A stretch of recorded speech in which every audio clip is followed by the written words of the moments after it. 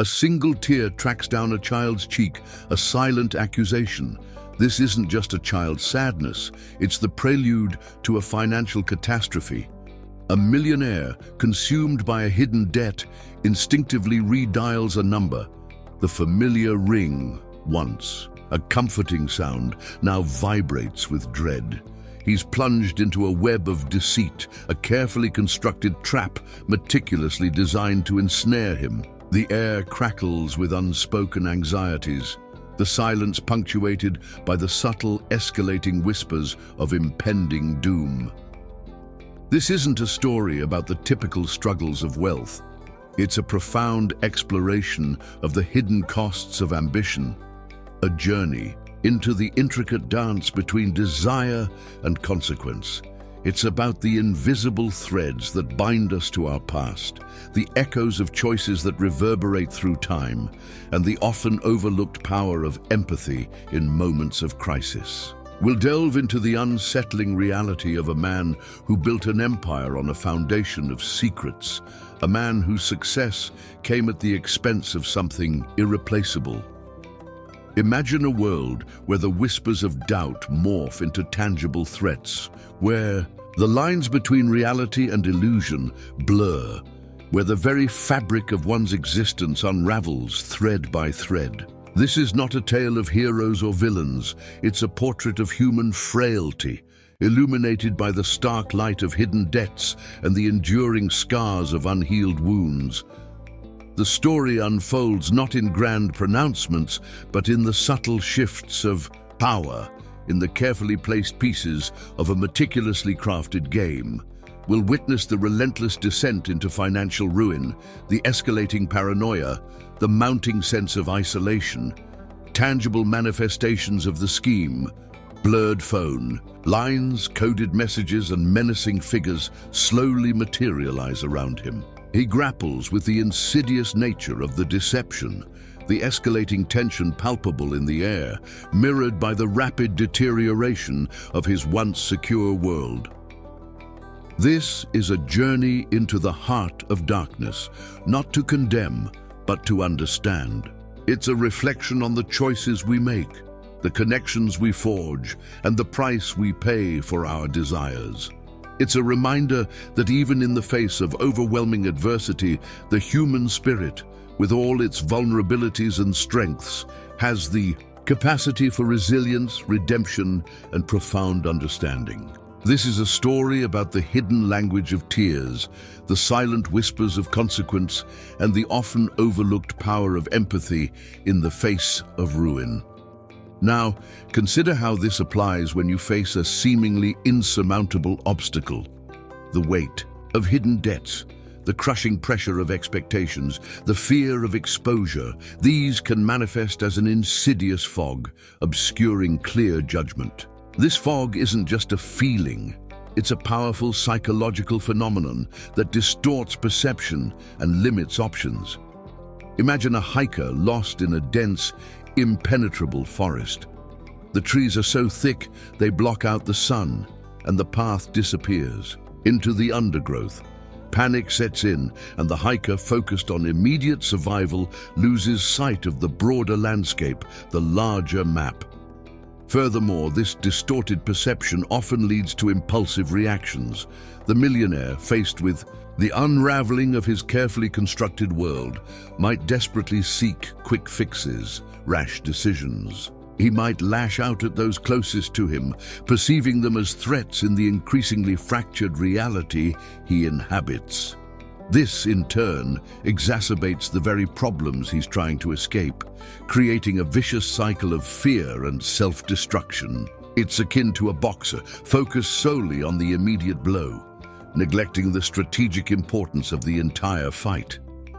This isn't about blame or judgment. Instead, it's about understanding the human condition, the vulnerability inherent in our pursuit of success and security.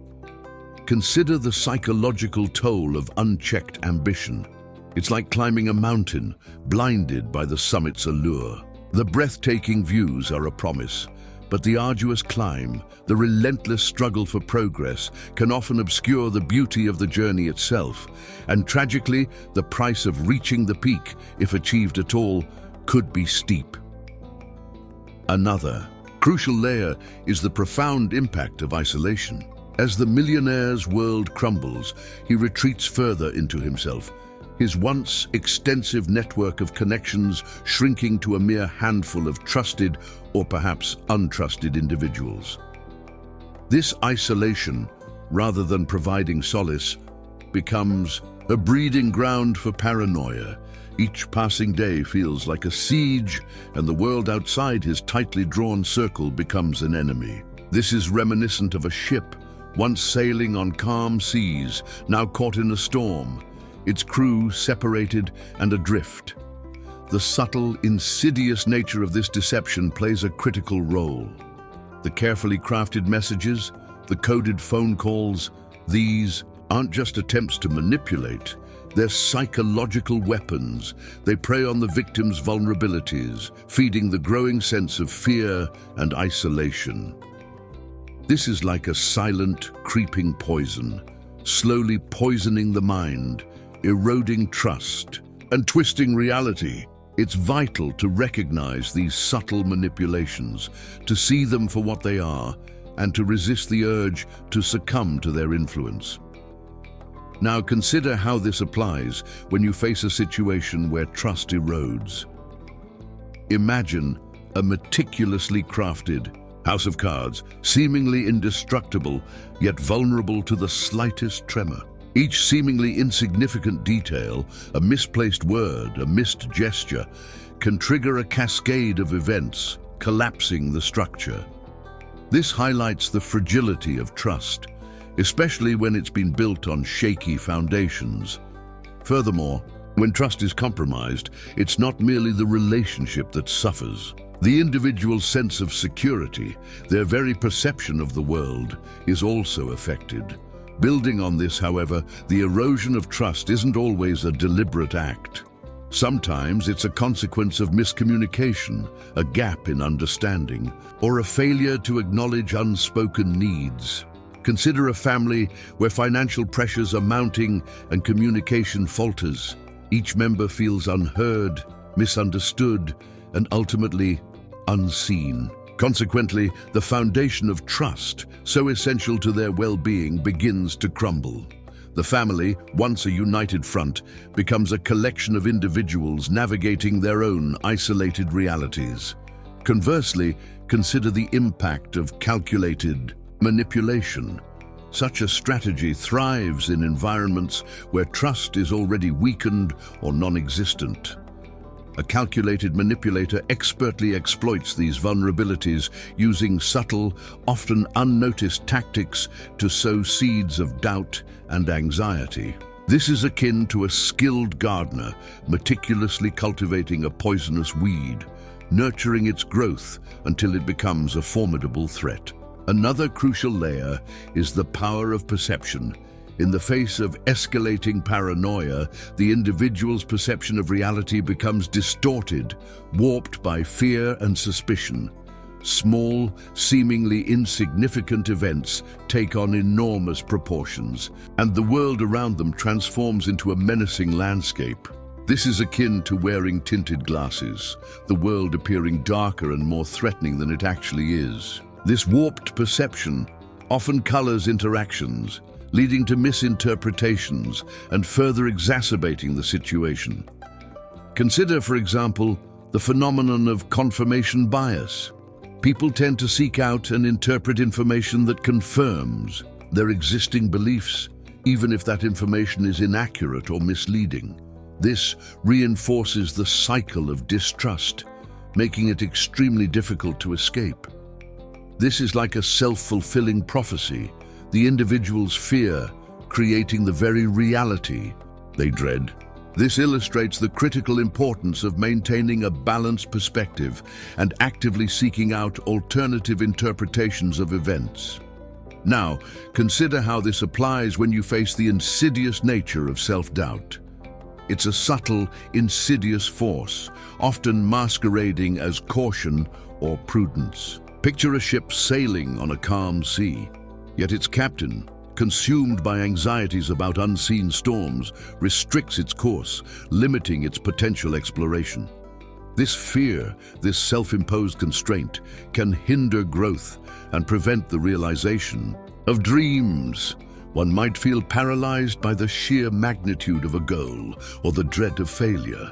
These feelings, like shadows, can follow us, whispering doubts and anxieties, making even the simplest of tasks feel monumental. Furthermore, self-doubt often creates a cycle of self-sabotage. The individual, convinced of their inadequacy, unknowingly sets up barriers that prevent them from achieving their desired outcomes. They might choose less challenging paths, avoid risks, or downplay their accomplishments. This is like a gardener who, convinced their soil is barren, neglects the seeds they've planted, ultimately preventing a harvest. This pattern can manifest in various forms, from avoiding opportunities to self-criticism that stifles creativity. Consequently, the consequences of self-doubt extend beyond the individual's immediate situation. It can negatively impact relationships, work performance, and overall well-being. Imagine a team struggling with a project, hampered by a leader consumed by self-doubt. The lack of confidence can translate into indecisiveness, missed deadlines, and ultimately, failure. This ripple effect can be devastating, impacting not only the individual, but also those around them. Conversely, consider the positive impact of self-belief. It's like a beacon, guiding individuals toward their goals, even when faced with obstacles. A confident individual, armed with the conviction that they can succeed, approaches challenges with greater determination and resilience. They see setbacks as opportunities for growth, learning from mistakes, and adjusting their strategies for continued success. This positive outlook fuels motivation and fosters a proactive approach to problem solving. Another crucial layer is the role of external influences. Negative feedback, criticism, or comparisons to others can significantly impact self-perception, often reinforcing existing doubts. These external factors can be like corrosive agents, eroding self-confidence and creating barriers to personal growth. It's crucial to recognize these external influences and develop coping mechanisms to counter their effects. For example, surrounding oneself with supportive individuals who foster positive reinforcement can create a buffer against negativity. This creates a protective shield against the corrosive effect of external influences. Now, consider how this applies when you face the insidious trap of misplaced priorities. We often find ourselves overwhelmed by a multitude of tasks, responsibilities, and desires, leading to a blurring of crucial distinctions. Picture a gardener meticulously tending a magnificent rose bush, yet neglecting the equally vital, foundational soil beneath.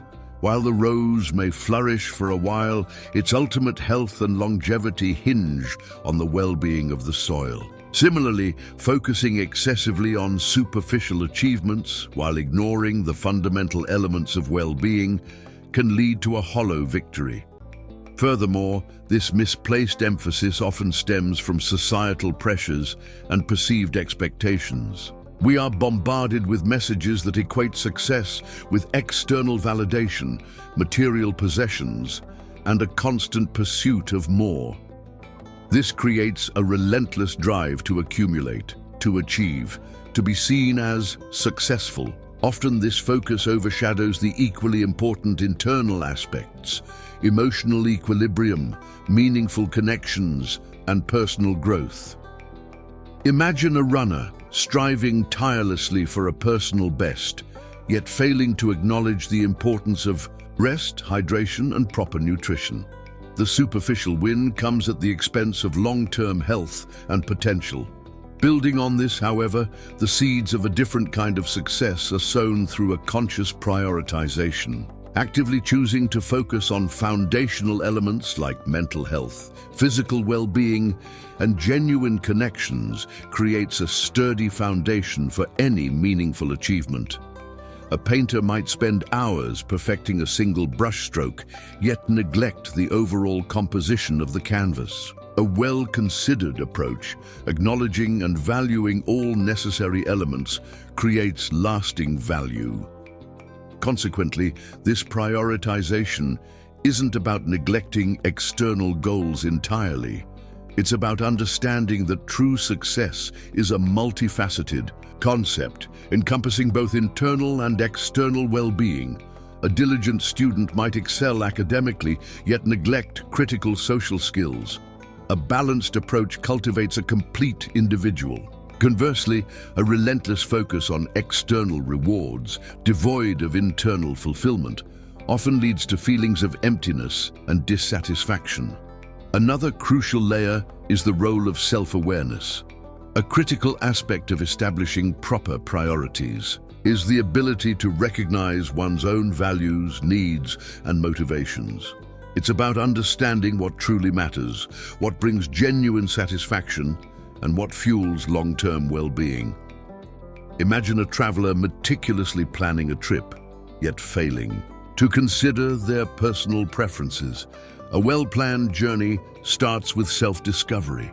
This self-understanding provides a compass, guiding decisions toward a life aligned with authentic values. Now, consider how this applies when you face the insidious trap of emotional isolation. It's a subtle, creeping darkness, often obscuring the very connections that nourish our souls. Imagine a vibrant garden choked by overgrown weeds. The beautiful flowers once flourishing are now stifled, their potential dimmed by the encroaching darkness. Similarly, emotional detachment, whether self-imposed or a consequence of external factors, can gradually suffocate our capacity for genuine connection. Indeed, this isolating tendency can stem from a multitude of sources. Perhaps past traumas have left deep emotional scars, making vulnerability feel perilous. Or perhaps a pattern of unmet needs in relationships has led to a cautious withdrawal, a protective shielding of the heart. Consider the quiet observer in a bustling room, seemingly content in their solitude, yet profoundly disconnected from the energy surrounding them. Building on this, however, the consequences of prolonged emotional isolation can be profound. It can manifest as feelings of loneliness, emptiness, and a pervasive sense of disconnect from the world. Imagine a solitary island, beautiful in its isolation, but ultimately lacking the vibrancy that comes from interaction and shared experiences. The island's potential for growth and prosperity is limited by its isolation. Consequently, this isolation can create a self-perpetuating cycle. The more emotionally withdrawn one becomes, the more challenging it becomes to forge meaningful connections. This can lead to a profound sense of loneliness, further reinforcing the initial withdrawal. It's a vicious circle, like a ship sailing in circles, ever further away from its destination.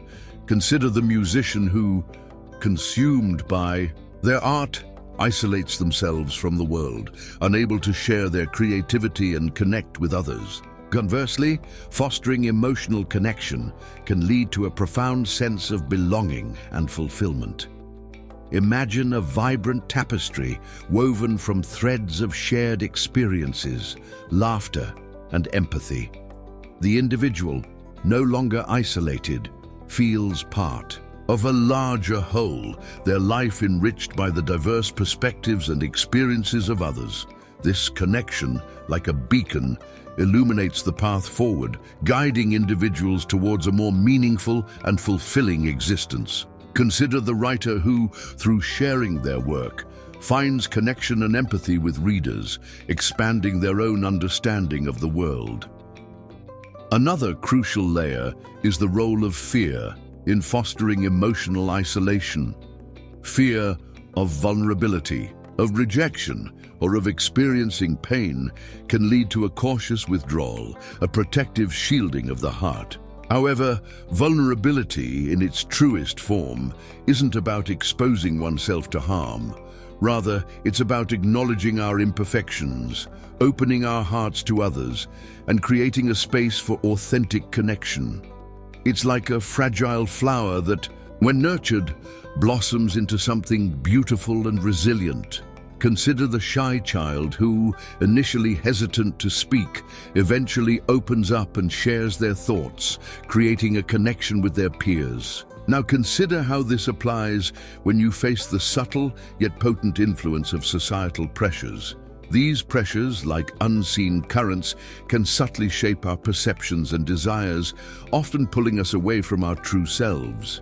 Imagine a river, seemingly calm and placid on the surface, yet carrying hidden rapids and eddies that can unexpectedly redirect its flow. These societal currents, while often imperceptible, can have a profound and lasting impact on our choices and values. Furthermore, these pressures frequently manifest in the form of unspoken expectations, a relentless pursuit of external validation, a yearning for approval, a constant striving to meet perceived standards. These are the insidious undercurrents that can pull us from our moorings. Consider the young artist, brimming with creativity, yet feeling compelled to conform to commercially accepted styles. This pressure, exerted by the art world's expectations, can stifle originality and potentially diminish their unique voice. Building on this, these pressures often stem from a complex interplay of factors: media portrayals, cultural norms, and the pervasive desire for social acceptance. These forces, like powerful magnets, can draw us toward conformity, often dimming our individuality. Consequently, the pursuit of external validation can become a relentless quest, leading to a disconnect from one's inner compass and a suppression of authentic expression. Conversely, embracing individuality can feel like navigating a treacherous, uncharted sea. The path of self-expression, while often rewarding, can be fraught with uncertainties and potential disapproval. Consider the scientist who dares to question established theories, risking ridicule and ostracism from the scientific community.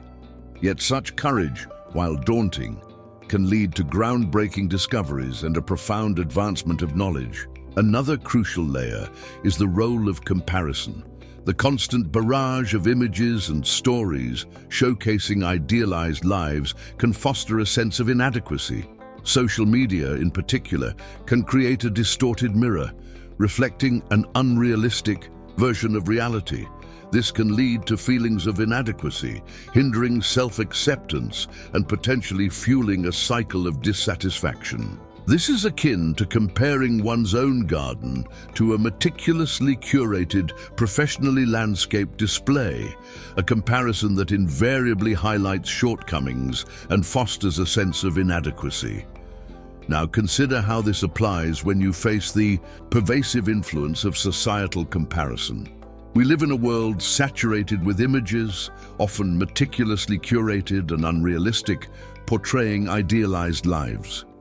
This constant bombardment, particularly through social media, can foster a sense of inadequacy, a feeling that our own experiences fall short. Imagine a tapestry, each thread meticulously representing a life. On one side, we see the vibrant hues, the intricate patterns. On the other, our own thread might seem dull, unadorned, even insignificant. This comparison, while seemingly innocuous, can have a profound impact on self-worth. It can subtly erode self-esteem, leading to feelings of inadequacy and dissatisfaction. A young artist might feel discouraged by the seemingly effortless masterpieces displayed online, failing to appreciate the years of dedication and struggle behind their own work. This insidious comparison can ultimately hinder personal growth and discourage self-expression. Furthermore, this distorted lens can affect our perception of happiness. We often equate happiness with the external markers we see portrayed: expensive vacations, extravagant homes, or perfect relationships. We forget to acknowledge the quiet joys, the subtle moments of contentment that often define our everyday lives. Consequently, this focus on the perfect life can lead to a constant state of yearning, a perpetual dissatisfaction. Conversely, focusing on personal growth and self-acceptance can lead to a richer, more fulfilling experience.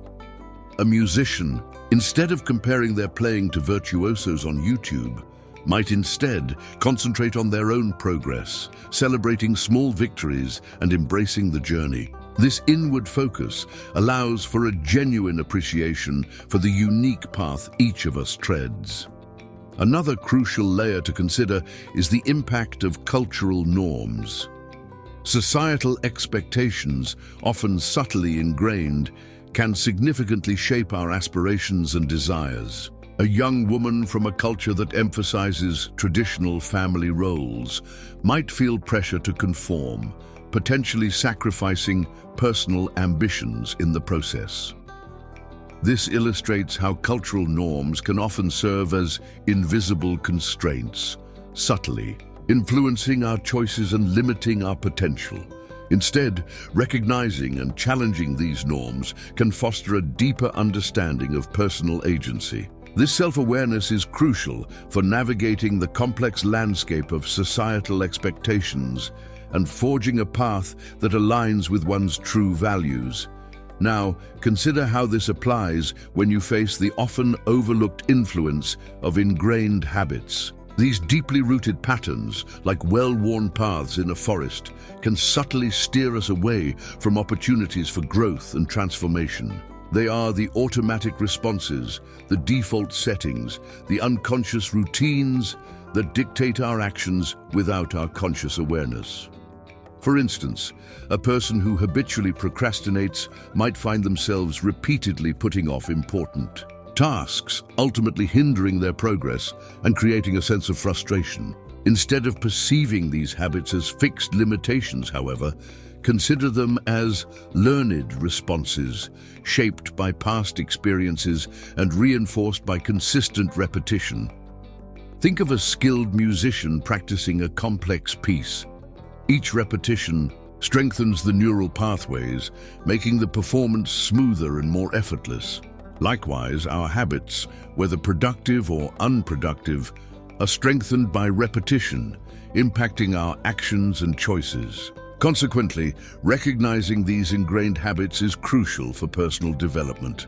Identifying these patterns allows us to consciously challenge and modify them. A person struggling with negativity might begin to notice and actively counter their pessimistic thoughts, gradually shifting their outlook. Such a shift, while initially challenging, can lead to a profound sense of empowerment.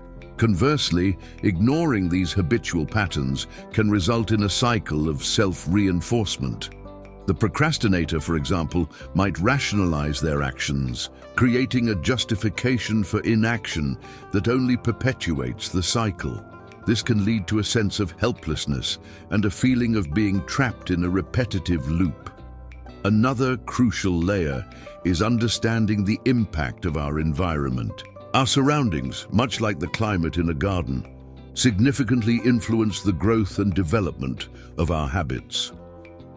A person surrounded by supportive peers who prioritize productivity might find themselves naturally adopting similar habits. Conversely, if surrounded by negativity or disorganization, they may, unfortunately, find themselves succumbing to similar patterns.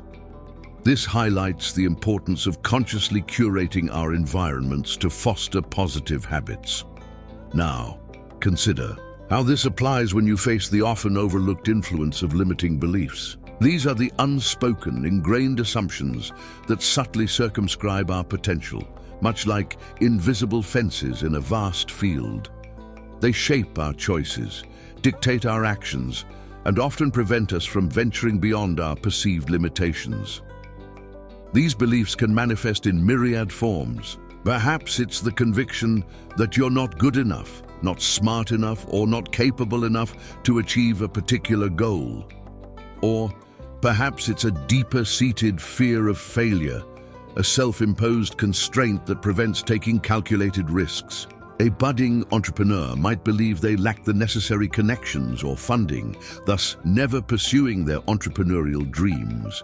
This is akin to a bird believing the sky is too high, never taking flight. Furthermore, these beliefs often develop subtly, woven into the fabric of our childhood experiences, reinforced by societal pressures and shaped by past disappointments. A child whose talents are dismissed or discouraged might internalize this message, leading to a lifelong belief in their own inadequacy. This is like a seed planted in poor soil, unable to flourish due to the lack of nurturing. Building on this, these beliefs are not immutable truths. They are assumptions, often based on incomplete or inaccurate information. They are like faulty maps, leading us astray, preventing us from charting a more accurate course. A student might believe they are naturally bad at math, thus avoiding challenging problems. This is a self-fulfilling prophecy, the belief creating a reality that reinforces the belief.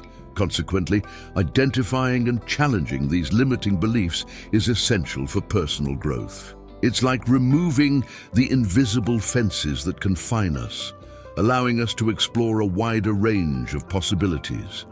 A person who believes they are incapable of public speaking might join a Toastmasters club, gradually dismantling this belief through practice and experience. This highlights the power of consistent action and the transformative potential of confronting the unknown. Conversely, clinging to these beliefs can lead to a self-imposed stagnation. The artist who believes they lack talent might never exhibit their work, forever remaining confined within the walls of their own self-doubt. This is like a locked room containing potential but never allowing its contents to be seen or used. Now consider how this applies when you face the pervasive influence of emotional reactivity. We often find ourselves swept away by immediate feelings, reacting instinctively without fully considering the broader context. This can lead to impulsive choices, regrettable actions, and ultimately a disconnect from our truest selves. Think of a ship caught in a sudden storm. The captain, overwhelmed by the immediate threat, may make decisions that, while seemingly logical in the moment, could ultimately steer the ship off course. This emotional reactivity often stems from ingrained patterns of behavior, learned responses to perceived threats or challenges. A person who tends towards anger, for instance, might react defensively to perceived criticism, escalating the situation through aggressive language or actions. Or perhaps a tendency toward anxiety might cause someone to withdraw from social interactions, creating a self-fulfilling prophecy of isolation. Such responses, while often rooted in past experiences, don't necessarily reflect the present reality. Like a river flowing through a narrow canyon, the current can be swift and unpredictable, yet the river's overall trajectory is still determined by the wider landscape it traverses. Furthermore, emotional reactivity can cloud judgment, making it difficult to assess situations objectively. Consider the individual experiencing a surge of jealousy. Their perspective becomes narrowed, focusing solely on the perceived threat to their relationship, potentially missing crucial information or alternative interpretations. This heightened emotional response can lead to miscommunication, conflict, and a strained connection. It's like looking through a funhouse mirror, distorting the true shape and size of reality. Building on this, however, consider the potential for cultivating emotional awareness. Regular mindfulness practices, for example, can help individuals become more attuned to their emotional responses, allowing them to pause before reacting. By recognizing the patterns that trigger these responses, we can begin to develop strategies for managing and mitigating their impact. This is analogous to a seasoned sailor, familiar with the unpredictable nature of the sea, who can anticipate and navigate storms with greater skill. Consequently, this conscious effort to understand and manage emotional reactivity can lead to more balanced and effective interactions. A person who practices empathy, for instance, might respond to criticism with curiosity, seeking to understand the other person's perspective rather than reacting defensively. This ability to pause, reflect, and respond thoughtfully rather than impulsively creates a space for more constructive dialogue and stronger connections. Conversely, unchecked emotional reactivity can fracture relationships and hinder personal growth. Now consider how this applies when you face the often overlooked influence of ingrained emotional biases.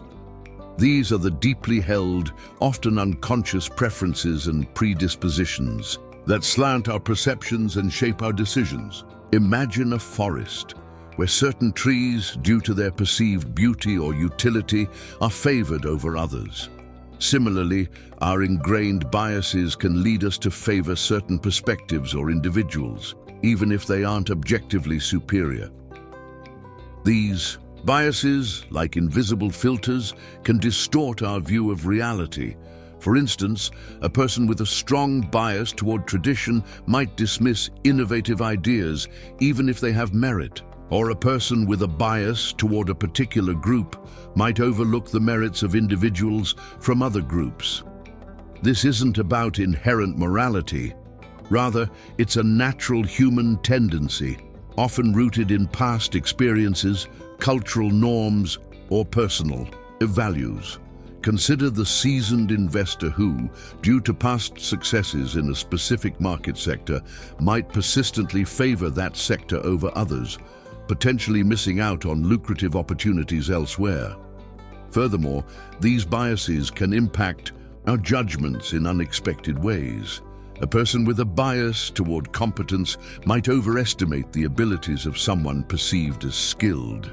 Conversely, someone with a bias toward negativity might underappraise the potential of others. This isn't necessarily intentional. Rather, it's a subtle yet powerful force that can unconsciously shape our decisions. Consider a teacher who, due to a prior negative interaction with a particular student, might subconsciously project that negativity onto future interactions, impacting their teaching methods and potentially hindering the student's progress. Consequently, recognizing these biases is crucial for making more objective and informed decisions. By understanding our inherent preferences, we can actively work to mitigate their influence. This isn't about eliminating all biases. Rather, it's about acknowledging their presence and making conscious efforts to consider alternative perspectives. A journalist, for example, can consciously strive to incorporate diverse viewpoints into their reporting, counteracting inherent biases towards certain narratives. Moreover, consider the impact of confirmation bias. We tend to gravitate toward information that confirms our existing beliefs, often overlooking contradictory evidence. This is like a filter that allows only certain wavelengths of light to pass through, obscuring the broader spectrum of reality. Someone who firmly believes in a particular political ideology might selectively consume news that aligns with their views, thereby reinforcing their current beliefs and hindering open-mindedness. Now consider how this applies when you face the often unacknowledged impact of emotional baggage. This isn't about heavy suitcases or emotional burdens. It's about the subtle, often unconscious weight of past experiences that shape our present responses. It's like a ship carrying ballast, helpful for stability, but obscuring the ship's true potential. These emotional anchors, while sometimes necessary for equilibrium, can hinder our ability to navigate new waters. For instance, a person who experienced repeated rejection in childhood might develop a deep-seated fear of vulnerability in adult relationships, This fear, while understandable given the context of their past, can become a self-fulfilling prophecy, preventing them from forming healthy, intimate connections. This is akin to a skilled musician whose past performance anxiety continues to shadow their present endeavors. Moreover, this emotional baggage can manifest in unexpected ways. A person who felt consistently undervalued might adopt a pattern of self-deprecation, subtly undermining their own achievements. This can manifest as a persistent lack of self-confidence or a constant need for external validation. This is akin to a sculptor whose early attempts were met with criticism, leading them to doubt their own artistic vision. Conversely, positive experiences can also act as emotional ballast. A person who experienced unwavering support from their family might develop a deep sense of self-worth. This sense of security might translate into a greater willingness to take risks, to embrace new challenges, and to forge stronger connections. This is like a young pilot whose early flights were smooth and successful, leading to a greater confidence in their abilities and a willingness to explore different flight patterns. Another crucial layer is the impact of unrecognized emotional patterns.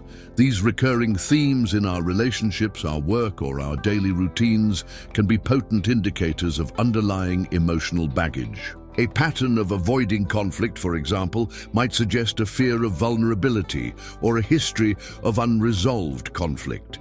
Similarly, a pattern of seeking validation might indicate an underlying need for reassurance stemming from previous experiences. This is like a recurring dream, a cryptic message from our subconscious that holds vital clues to our present emotional state.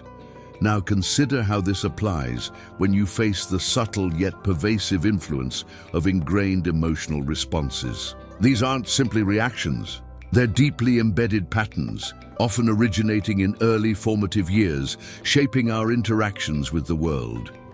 Think of a river carving a channel over time. The path it takes isn't arbitrary. It's the result of countless interactions with the landscape. Likewise, our emotional responses, though seemingly spontaneous, are frequently the result of these deeply etched channels. Furthermore, these ingrained emotional responses can manifest as predictable patterns in our relationships. A tendency to avoid conflict, for example, might stem from a childhood experience where open expression was discouraged. Similarly, a pattern of seeking constant reassurance could indicate a need for validation rooted in past insecurity. These patterns, while seemingly automatic, often mask deeper emotional needs, yearning for connection, or perhaps a desire for safety. Imagine a dancer meticulously practicing a routine. The steps, though seemingly spontaneous, are the result of countless hours of practice. Building on this, however, these ingrained patterns aren't necessarily negative. A tendency toward empathy, for example, could be a deeply rooted compassion nurtured through positive experiences. A propensity for resilience could stem from overcoming past adversity. These patterns, regardless of their nature, are crucial to understanding our emotional landscape. Consider a skilled chef. Their culinary expertise isn't just about ingredients. It's also about the years of practice that have honed their technique. Consequently, understanding these deeply ingrained responses is crucial for personal growth. By recognizing these patterns, we can begin to challenge them and develop more conscious, deliberate choices. A person who consistently avoids conflict, for instance, might begin to explore the root of this behavior, perhaps through introspection or therapy. This exploration, while challenging, can lead to a greater understanding of their emotional needs and a more fulfilling approach to relationships. It's like a mountaineer who, understanding the terrain, can strategically plan their ascent. Conversely, ignoring these ingrained emotional responses can lead to a cycle of self-sabotage. The individual might find themselves consistently repeating The same emotional patterns, hindering their ability to form healthy relationships or achieve their goals. Imagine a musician whose stage fright, stemming from past experiences, prevents them from performing. This fear, though understandable, can prevent them from sharing their talent. Another crucial layer is recognizing the impact of our environment. Our early experiences and subsequent relationships strongly influence our emotional responses. A supportive and nurturing environment can foster positive patterns, while a challenging or neglectful one can lead to less constructive responses. This is like a garden. The soil and climate impact the growth of the plants. This understanding highlights the importance of creating a supportive and nurturing environment for ourselves and others. Now consider how this applies when you encounter the pervasive influence of societal expectations.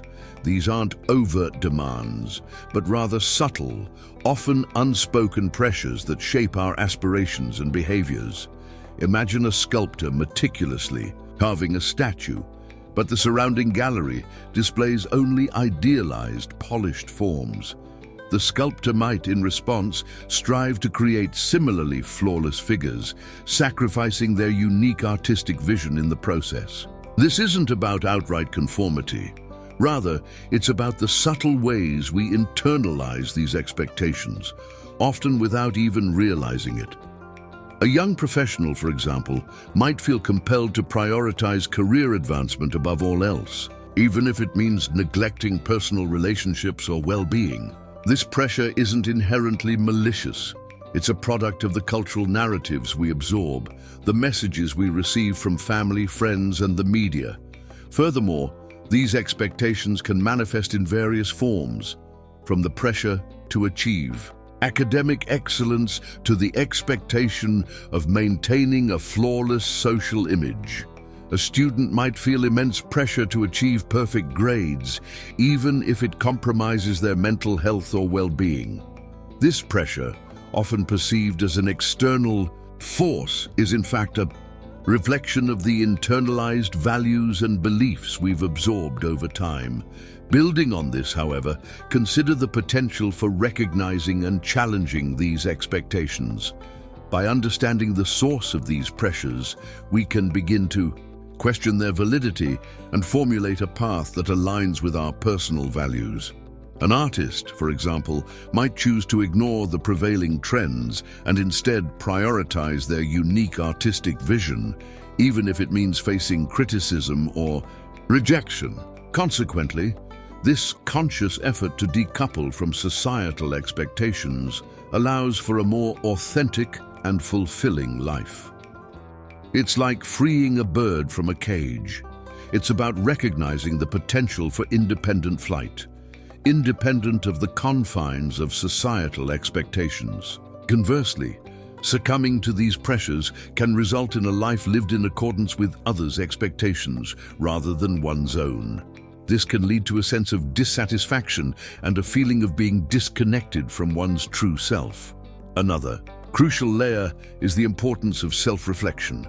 Taking time to honestly assess our motivations and desires and comparing those to societal expectations can help us make more informed choices.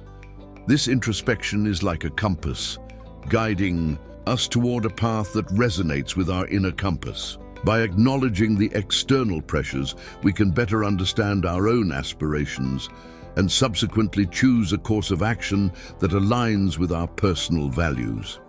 Now consider how this applies when you confront the often unseen force of ingrained emotional patterns. These aren't simply habits. They're deeply woven threads, shaping our responses and influencing our choices in ways we rarely recognize. They're the grooves worn into a well-trodden path, shaping how we navigate the landscape of relationships and decisions. Imagine a river carving a channel over time. Initially, the water flows freely, but over centuries, the river carves out a specific path. The channel becomes deeper and more defined, and the river naturally flows within those boundaries, even in seemingly different environments. Similarly, our emotional patterns shape our reactions, creating predictable responses to similar situations. This isn't necessarily negative. These patterns can be helpful in familiar circumstances, but they can also become obstacles when confronted with new experiences. Furthermore, these patterns can be deeply ingrained, often stemming from childhood experiences or significant life events. Consider a person who, due to a past traumatic event, consistently avoids situations that evoke feelings of vulnerability. This response, though understandable, becomes a self-imposed limitation in their adult life, hindering their ability to form close relationships or pursue certain opportunities. They may constantly find themselves drawn to safe, familiar paths, fearing the unknown. Building on this, these patterns aren't always conscious choices. They are often automatic, like a reflex, triggered by stimuli that we may not even consciously register. A person who tends to become defensive when criticized, for example, may not consciously choose this reaction. It's an ingrained emotional response, a habitual pattern. This is akin to a trained animal performing a complex trick. Years of conditioning have created a predictable behavior. Consequently, understanding these patterns is crucial for personal growth. By recognizing these recurring emotional responses, we can begin to challenge them and develop more adaptive ways of dealing with similar situations. A person who consistently avoids conflict, for instance, might start to explore the origins of this behavior. This exploration, though challenging, can lead to a greater understanding of their emotional needs and a more fulfilling approach to relationships. It's like a gardener understanding the soil's composition, enabling them to cultivate the best possible outcome.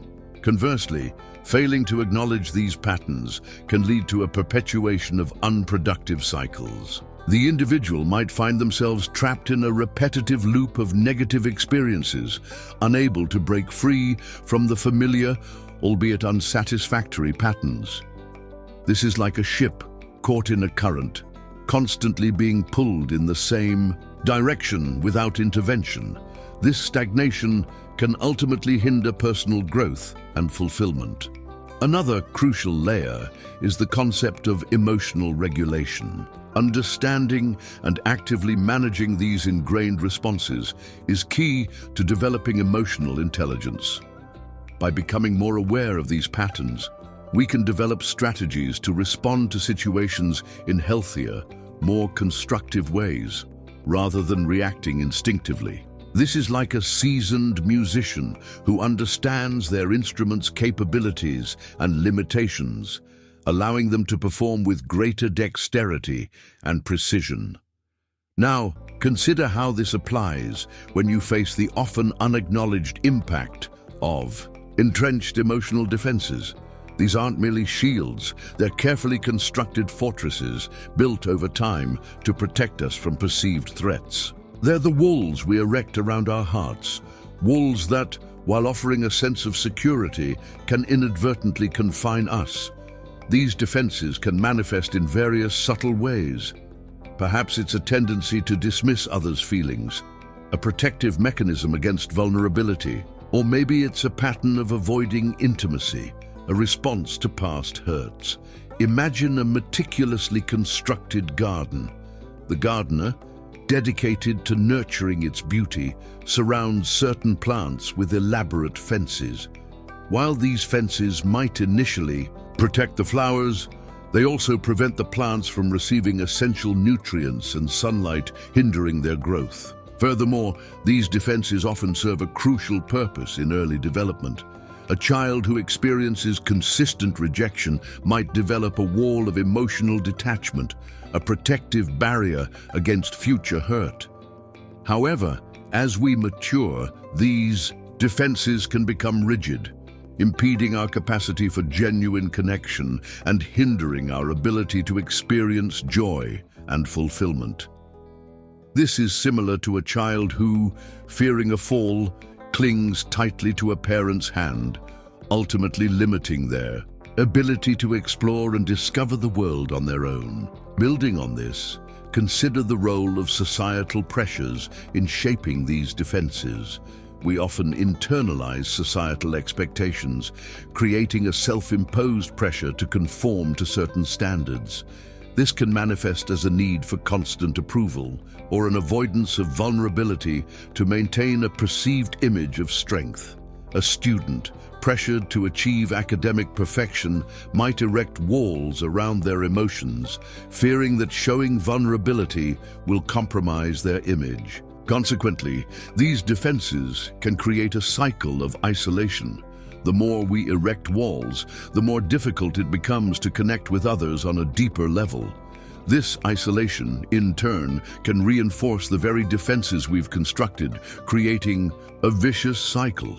This is like a ship sailing in circles, its hull reinforced by layers of protective plating, but ultimately unable to reach its destination. Conversely, consider the potential for dismantling these defenses.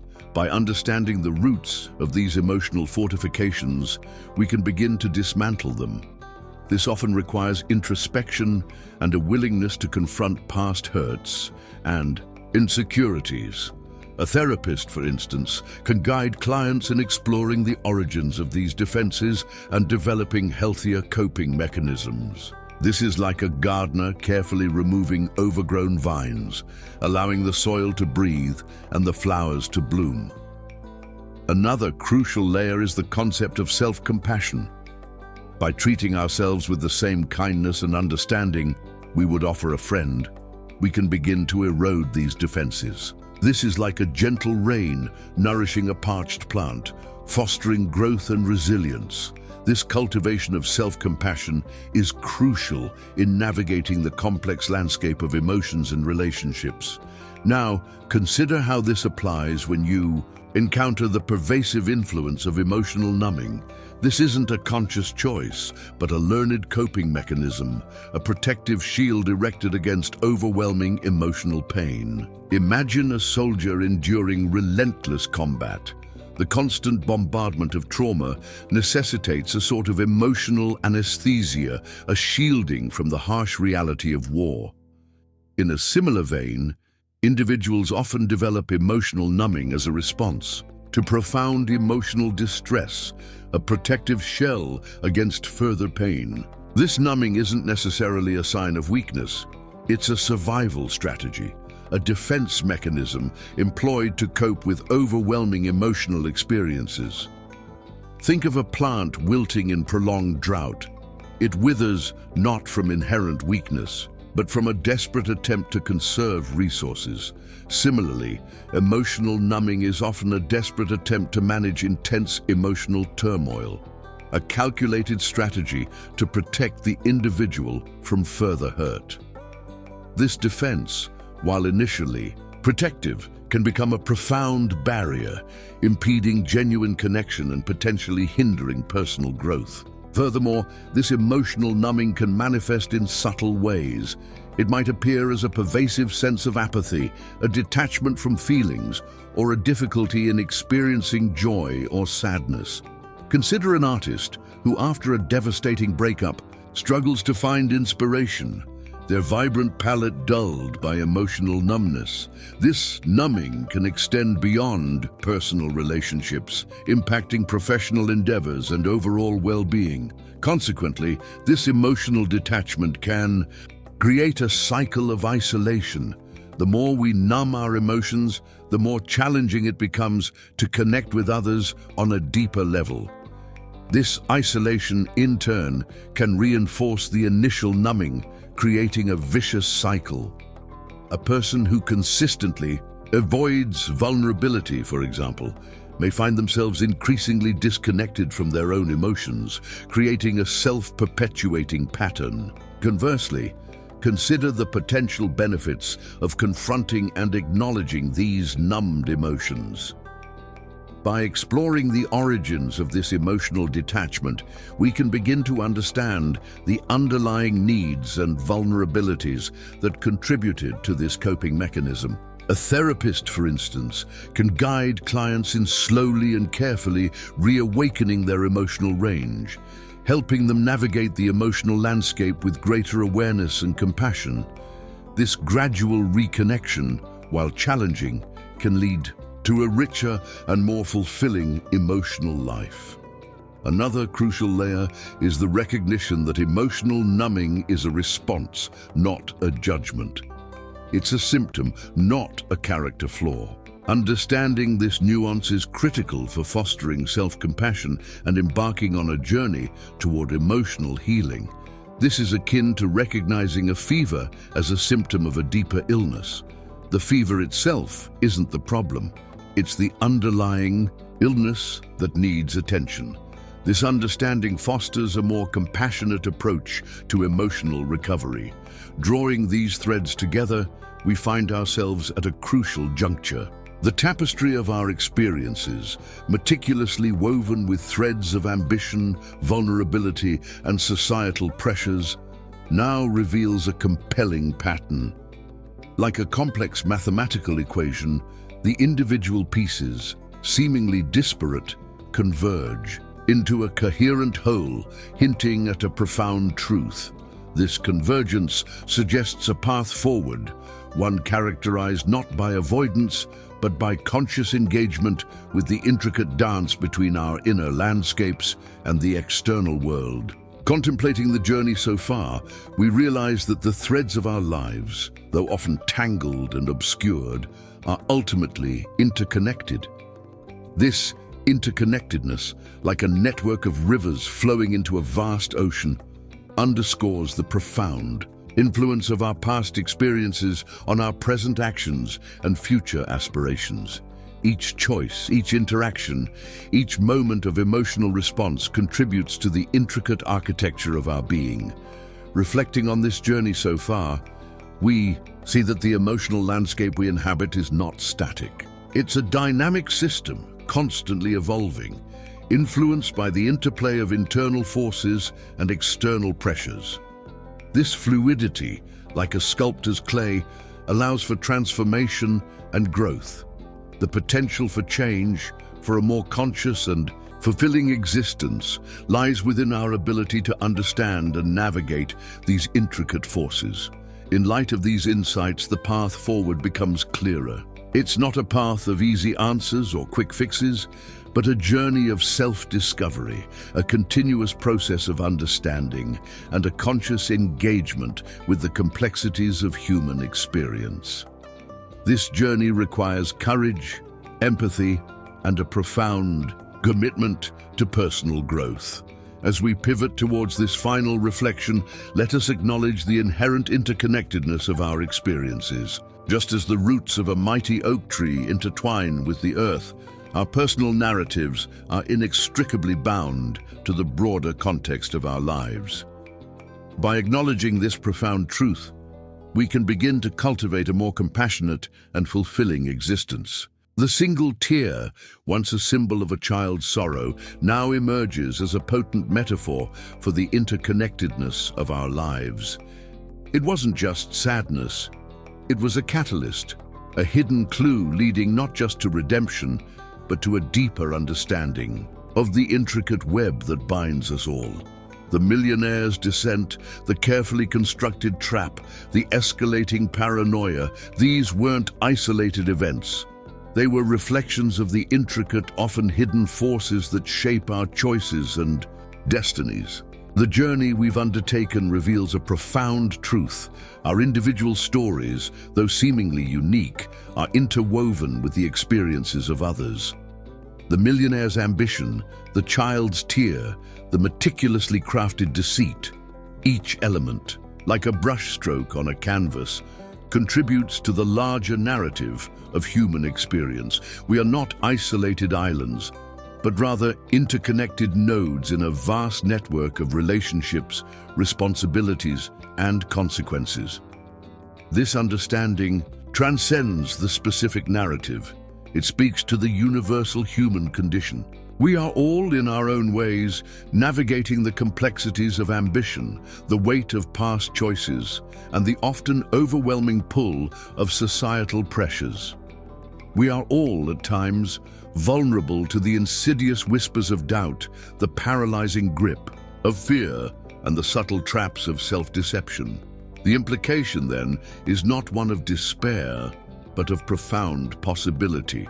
Recognizing the interconnectedness of our experiences, the shared vulnerabilities, and the universal human condition allows for a deeper understanding of ourselves and others. It opens a path toward empathy, understanding, and ultimately, a more compassionate approach to navigating the complexities of life. The true practice begins now, not with a grand declaration, but with a quiet acknowledgement, an acknowledgement of our own vulnerabilities, our inherent interconnectedness, and the profound impact of our choices. It's a practice of self-awareness, a continuous process of introspection and understanding. It's about recognizing the subtle currents that shape our emotional responses, the ingrained patterns that influence our decisions, and the often unseen forces that connect us to one another. This isn't about finding easy answers or escaping the complexities of life. It's about cultivating a deeper understanding, a more compassionate approach, and a greater appreciation for the intricate beauty of the human experience. The journey, after all, is the destination. Embrace the journey, with all its complexities, its uncertainties, and its profound potential for transformation. The true practice begins now, within you. The phone rang again at 3:47 a.m., its electronic trill cutting through the darkness like a scalpel through flesh. Marcus Whitmore, once a titan of industry, now found himself reduced to a trembling silhouette against the panoramic windows of his penthouse. The city lights below, which had once represented his dominion, now seemed like 1,000 accusing eyes, each one aware of the terrible secret that gnawed at his soul. He knew who was calling before he answered. The pattern had become as predictable as it was terrifying, always in the dead of night, always when his defenses were at their weakest. The voice on the other end was soft, almost childlike, yet it carried the weight of mountains. "The interest compounds, Mr. Whitmore," the voice whispered. "Not just financially, but emotionally. Every day you delay, another thread unravels." Marcus's hand trembled as he gripped the phone. "I've transferred everything you asked for, the offshore accounts, the properties, the money?" The voice laughed, a sound like wind chimes in a hurricane. "You still don't understand, do you? This was never about money."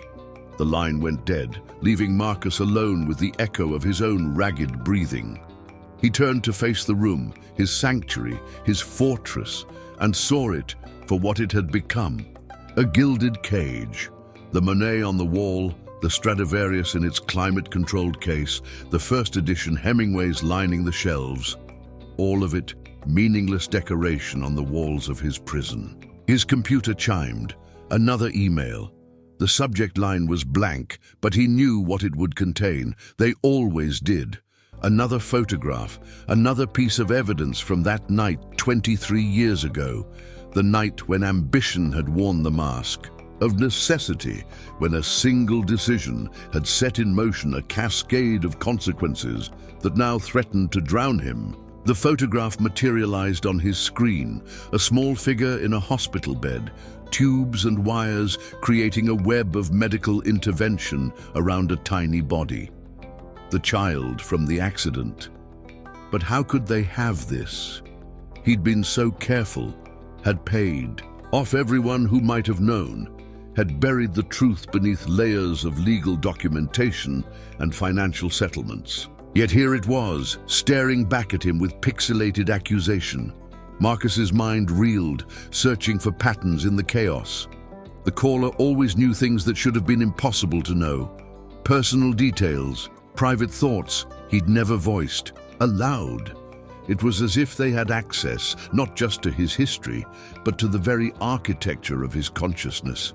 He thought of Dr. Reeves, his psychiatrist, and the sessions where he'd finally begun to unburden himself of the guilt.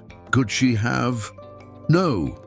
Patient confidentiality was sacred, but then again, everything sacred in his life had already been violated.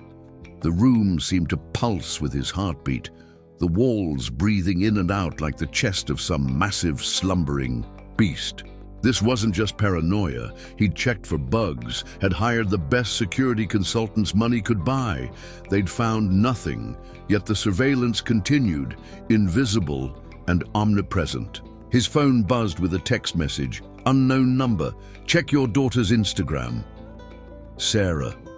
His breath caught. She was at Princeton, safe in her dormitory, protected by campus security and the bubble of academic life. He'd made sure of that, had donated millions to ensure she had every advantage, every protection money could provide. With fingers that felt like they belonged to someone else, he navigated to her social media profile. The most recent post, uploaded just minutes ago, showed her at a party, laughing with friends, a red Solo cup in her hand. Normal college life. But in the background, barely visible in the corner of the frame, stood a figure in a dark coat. The face was obscured, but something about the posture, the tilt of the head. It was the same stance as the person he'd seen outside his office building last week. The same coat as the figure in the coffee shop the week before. They weren't just watching him, they were watching everyone he loved. Marcus's carefully constructed world was revealing itself to be made of tissue paper, and someone was methodically setting it ablaze. The irony wasn't lost on him. He'd spent decades building walls around his secret, only to discover that the enemy was already inside the fortress. He walked to his desk, each step feeling like a mile. The drawer containing his father's revolver seemed to pulse with dark possibility.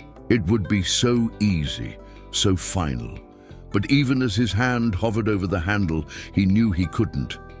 Not while Sarah was still in danger. Not while there was still a chance to negotiate, to find some way out of this labyrinth. The computer chimed. Again. Another email. This time, the attachment was a video file. His cursor hovered over it, knowing that clicking would likely reveal another layer of horror, another turn of the screw. But not knowing was worse. The video began to play. Security footage, grainy but clear enough. A parking garage, date stamp from last Tuesday. His wife, Elena, walking to her car after her yoga class. She moved with the casual confidence of someone who believed themselves safe, unobserved. Then from the shadows, a figure emerged.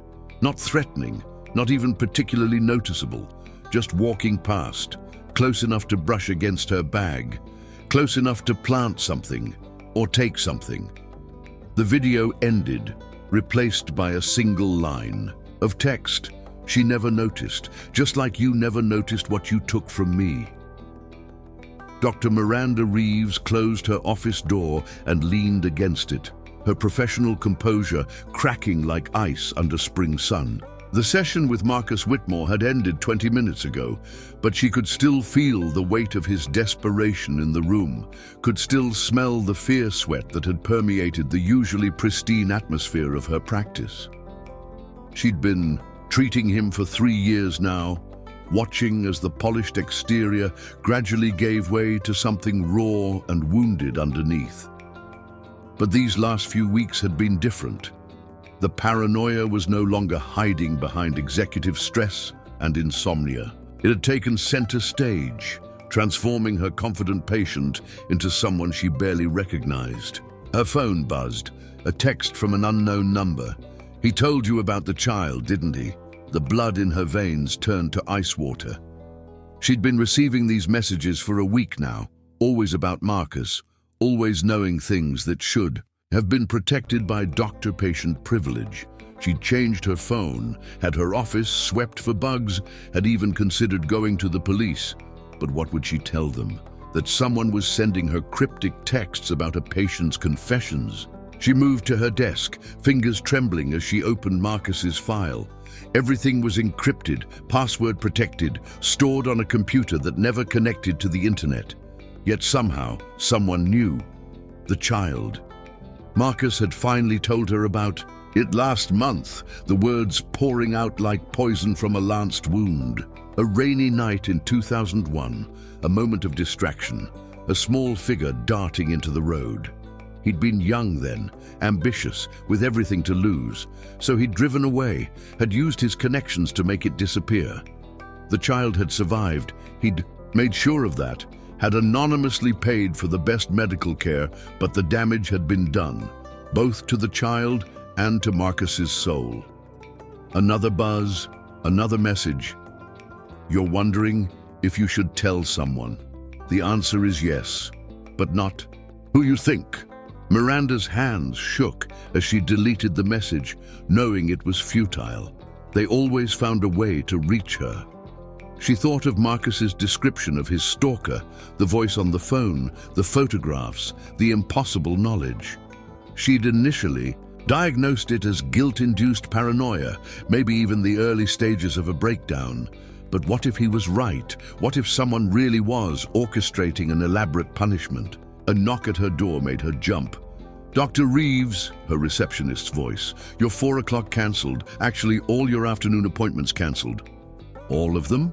Miranda opened the door to find Cheryl, her receptionist of 5 years, looking unusually flustered. "Every single one. They all called within the last hour. Food poisoning, family emergencies, sudden business trips." Cheryl lowered her voice. "It's weird, right? Like they all coordinated it." Miranda forced a smile. "Coincidences happen. Why don't you take the afternoon off?" After Cheryl left, Miranda locked the door and returned to her desk. The cancellations weren't coincidences. Someone was isolating her, creating a space for... What? Her computer screen flickered. The encrypted file she'd been viewing, Marcus's confidential records, suddenly populated with new entries she hadn't written. Session note, Nura 47, patient exhibits signs of genuine remorse. However, remorse without action is merely self-pity. True healing requires confession. True justice requires balance. Session note, Nura 48. The patient's daughter remains unaware of her father's crime. This innocence is both a blessing and a weapon. The truth has a way of finding its audience. Session note, Nura 49. The good doctor wonders if she's complicit. The answer depends on what she does next. Miranda's breath came in short gasps. This was impossible. The computer wasn't connected to any network. The files were encrypted with military-grade protection. Yet someone was writing in them, real time, as if they were sitting at her desk. She reached for her phone to call the police, then stopped. What would she say? That someone was adding fake therapy notes to a confidential file? They'd think she was having a breakdown. Maybe she was. The office felt different now, charged with an electric tension that made her skin prickle. She became aware of every small sound, the hum of the air conditioning, the distant murmur of traffic, the creak of settling wood. Any of them could be hiding something more sinister. Her printer suddenly whirred to life, making her jump. A single page emerged. "Dr. Reeves, you've been a good listener. That's your job after all, but listening without acting makes you a repository of secrets, not an agent of healing. Marcus Whitmore paid you to help him feel better about what he did. Did it work? Does he sleep better knowing someone else shares his burden? The child he hit, let's call her Emma, doesn't sleep well. 23 years later, she still wakes from nightmares about headlights in the rain.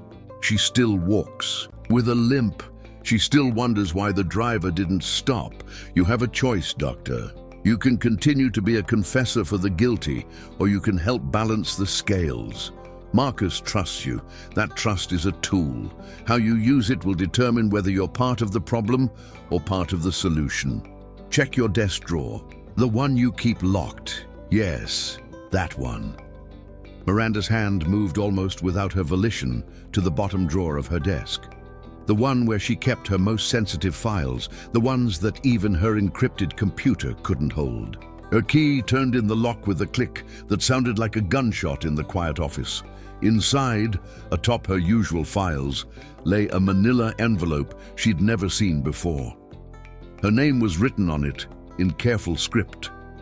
Inside, she found photographs, medical records, X-rays showing a small body broken and mended, progress reports from physical therapy, school records showing a bright child struggling with chronic pain, and the fog of medication.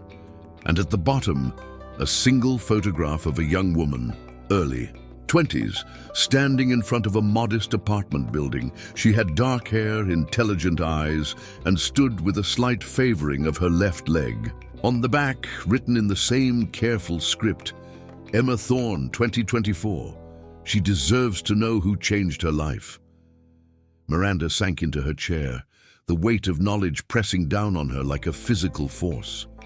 She was trapped now, caught between professional ethics and human justice, between the man who paid her to keep his secrets and the woman who deserved to know the truth. Her phone buzzed one more time. Your next session with Marcus is Thursday at 3 p.m. He'll be ready to talk about making amends. Help him find the words, doctor. Help him understand that some debts can only be paid with truth. Elena Whitmore stood in her walk-in closet, surrounded by designer clothes that suddenly felt like costumes in a play she no longer wished to perform. The call from Princeton had come an hour ago. Sarah was safe, the dean assured her. But there had been an incident. Someone had been leaving notes under her door, cryptic messages about sins of the father visiting the children. She told the dean it was probably a prank, had even managed a laugh, but her hands hadn't stopped shaking since she'd hung up the phone. Marcus was at another session with Dr. Reeves. These days, he seemed to live in that office, returning, home later each time, his face more drawn, his eyes more haunted. He'd tried to hide it at first, the late-night phone calls, the paranoid checking of locks and security cameras. But after 25 years of marriage, she knew him. Want you to call your daughter and keep calling until she answers, because she needs her father, even if she hates him right now. She stood, moved to the window. And I want you to forgive yourself. What? He was certain he'd misheard. Not forget. Never forget. But forgive. Because you've been in prison for 23 years, and that hasn't helped either of us heal. Your suffering doesn't diminish mine. It just adds to the world's sum total of pain. I don't understand. After everything I did, I've spent my entire adult life studying bioethics, Mr. Whitmore. Do you know why? Because I needed to understand how good people make terrible choices, how fear can override compassion, how a moment's decision can reshape multiple lives. She turned back to him. You're not a monster. Monsters don't spend 23 years slowly destroying themselves with guilt. You're a human who made an inhuman choice, and you've been paying for it ever since. The payment isn't enough. Can never be enough. No, she agreed, but that's not the point. The point is what we do now, how we move forward. I can't get my childhood back. You can't undo your choice, but we can decide what happens next. She picked up the USB drive, held it out to him. Take it. Do what you think is right. Release it, destroy it, keep it as a reminder. I'm done letting that night define me. The question is, are you? Marcus took the drive with trembling hands. Such a small thing to hold such devastating power. What will you do now? Same thing I've been doing. My work, my life. Except now I won't be looking over my shoulder, wondering when you'll finally see me. She smiled slightly. I've seen you, Marcus Whitmore, and what I see is a broken man trying to find his way to redemption. I can't give you that, but I can stop standing in your way. She moved toward the door, then paused. Your daughter will forgive you. Not today, maybe not this year, but she will. Because love is stronger than disappointment. Just be there when she's ready. And then she was gone, leaving Marcus alone with the USB drive and the terrible gift of possibility. He sat for a long time in that small office, surrounded by evidence of lives rebuilt after trauma. Finally, he stood, pocketed the drive, and walked out into the evening air. His phone, when he turned it back on, showed dozens of missed calls. But only one mattered. He dialed Sarah's number, listened to it ring. Voicemail. He'd expected that. "Sarah, it's Dad. I know you don't want to talk to me, I understand. But I'm going to keep calling. Every day. Because I love you. Because I failed someone a long time ago by running away. And I won't fail you by doing the same.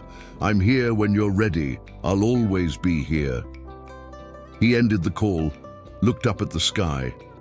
Somewhere in Princeton, his daughter was hurting because of him. Somewhere in Baltimore, a woman was teaching yoga to accident survivors, choosing healing over vengeance. And here in between, he stood, broken but not destroyed, guilty but not condemned, facing a future that would be harder but more honest than his past. The work of redemption, he realized, wasn't a destination, it was a direction. And for the first time in 23 years, he knew which way to walk.